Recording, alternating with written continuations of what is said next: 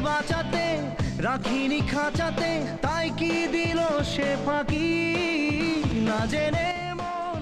চলে গেলেন গায়ক জুবিন গার্গ।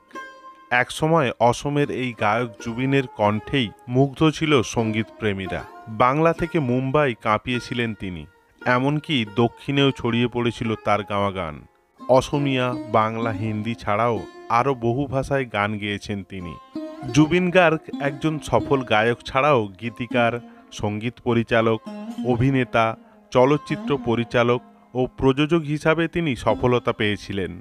বাংলার সিনেমার জগতে একসময় দেব, জিৎ, অঙ্কুশ ও হিরণের মতো নায়কদের নেপথ্য কণ্ঠ হয়ে উঠেছিলেন তিনি।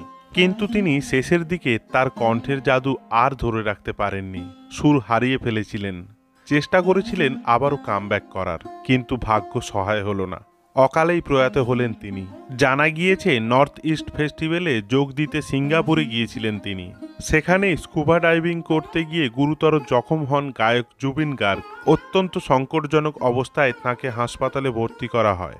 চিকিৎসা চলছিল, কিন্তু শেষ রক্ষা হলো না। চিকিৎসাধীন অবস্থাতেই মারা গেলেন তিনি।